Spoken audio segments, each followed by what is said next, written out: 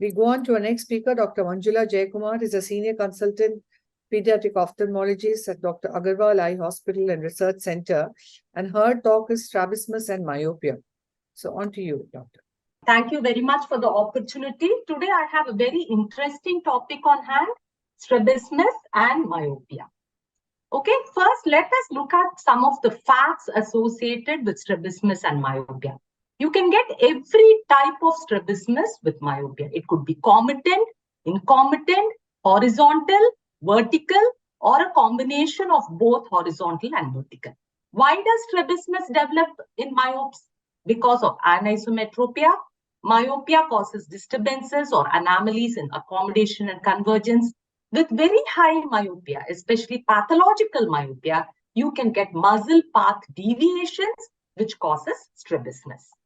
Okay, this is a simple classification of strabismus in myopia: concomitant, incomitant, rarer forms of myopia, which includes the progressive esotropia, which is acquired. So I'll be dealing with each of these entities in detail. First look at is comitant strabismus, myopia, and intermittent divergent squint. We know that intermittent divergent squint is a common type of strabismus, and 70% of children with IDS do have a myopic refractive error. So let us look at these slides. There is no manifestropia. When you do the cover-uncover test, you find that there is an intermittent tropia present. Let's see this video. As the cover is placed, you can see the deviation under the cover. The eye is, the fusion is broken, the eye is deviating. And when you remove the cover, the eye takes up fixation. So when you find that these children, you of course give them myopic glasses, but when you find that these children, there is a deterioration in fusion, both for distance and near, as well as there is a loss of stereopsis, you will operate on them. Until then, you can wait. So this is the same child who has been operated with an R&R in the more dissociating eye.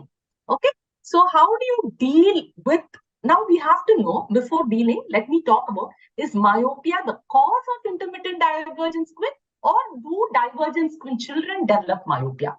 Both is their cause as well as effect.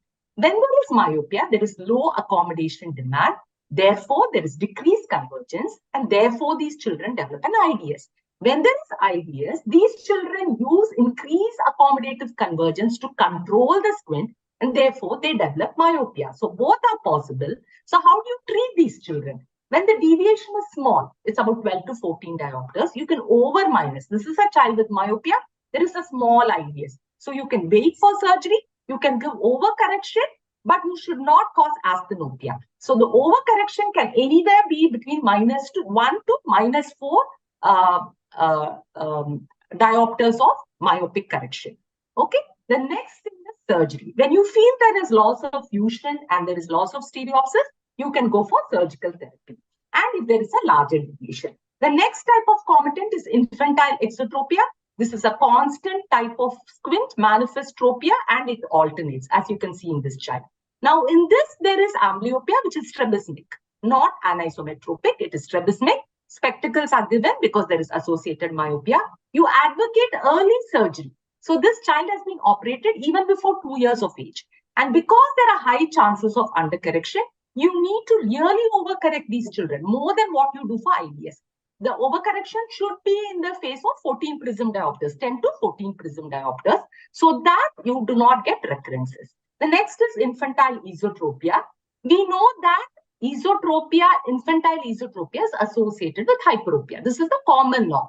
But in fact, we can have less than 10% of children who have a combination of infantile eso with myopia. So this is a child with Down syndrome and esotropia. So we have done a bilateral medial rectus recision. I had actually operated her very early and following up her for more than 5 years now. She's doing well. Next, let's go to the sensory strabismus. Sensory strabismus occurs in anisometropia. Why does it happen?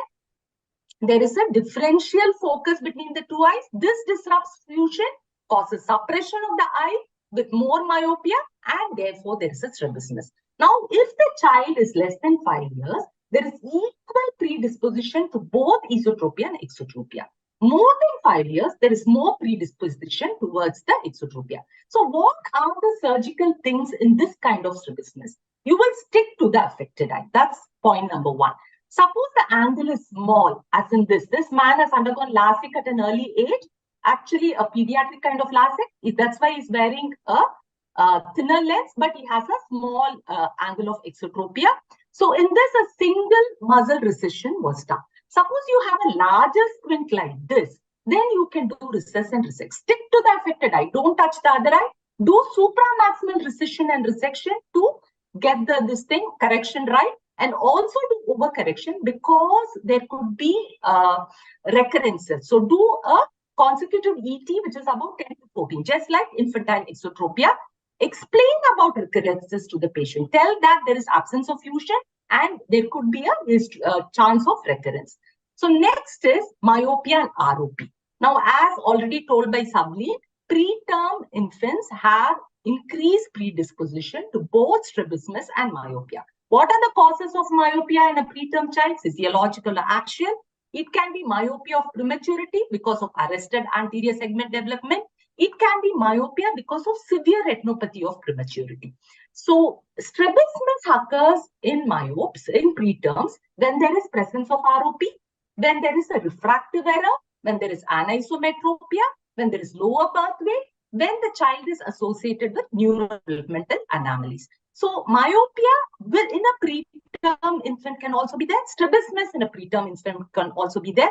When there is myopia, you give myopic glasses. When there is strabismus, you will surgically correct them at an appropriate age. But you should also remember, look at the fundus, because there can be a pseudo-exotropia because of a macular drag and a positive angle kappa. So all the patients may not have a true strabismus. You should also keep at the back of mind that there can be a pseudo-XT. Now we are going into the world of incomitant strabismus.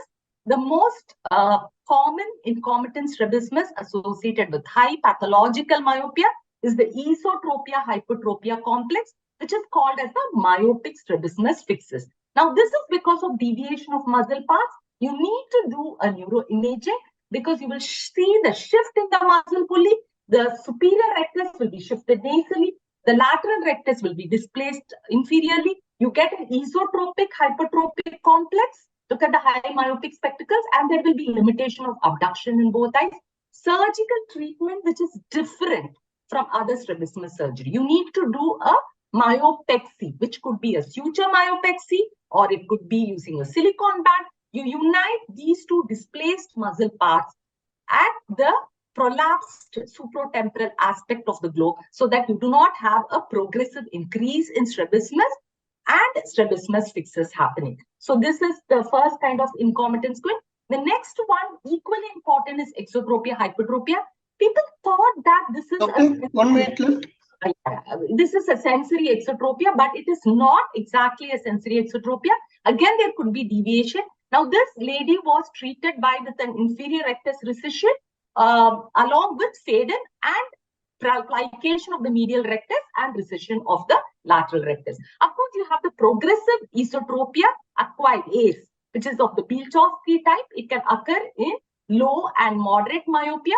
So this is again treated by surgical correction. There are certain special considerations. One thing in measurement of deviation, what you measure is different from true deviation when you do it through spectacles because of the prismatic effect of the high myopic glasses. So you have an undercorrection factor. You can use either the Scattergood or the Hansen classification. Always neuroimage your patients. And what about refractive surgery in myopes with strabismus? First, you can do refractive surgery, wait for 2-3 months and do strabismus surgery. Refractive surgery, if it is an exophoria, can decompensate after the refractive surgery. If it's an XT, it is almost the same. Esotropia can lessen. Sometimes you can do the reverse also, do the strabismus surgery, but use a fornix approach when you do it and then go for refractive surgery. Of course, if you are going to do refractive surgery before strabismus, you can have a torsion on the table on supine position. It can be aggravated, so use an internal fixation target. Always there is risk of scleral perforation. So this is thin sclera, high myopia. You take posterior bites. So be careful. Do a very superficial scleral bites when you do the strabismus surgery. So myopia and strabismus go hand in hand. There is a close association, you need a tailored approach towards the strabismus. Look at each type of the strabismus which occurs with myopia, and accordingly think of your post-operative correction, how it should be maintained, and when you should take up these patients for surgery. Thank you very much for the opportunity. Thank you, Dr. Manjula. That was a very passionate talk. Very nice. Swati, would you like to take a question? Ma'am, it was wonderful. No questions. Ma'am has covered the entire panorama of squint within this small panorama talk. And the clinical photos, post-ops were beautiful to see, ma'am. Thank you. Thank you very much, sir. Yes, The only thing I would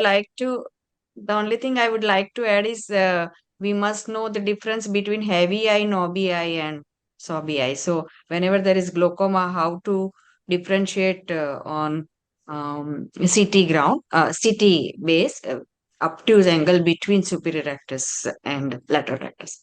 Thank you. It was wonderful talk. Thank you so much. Thank you so much.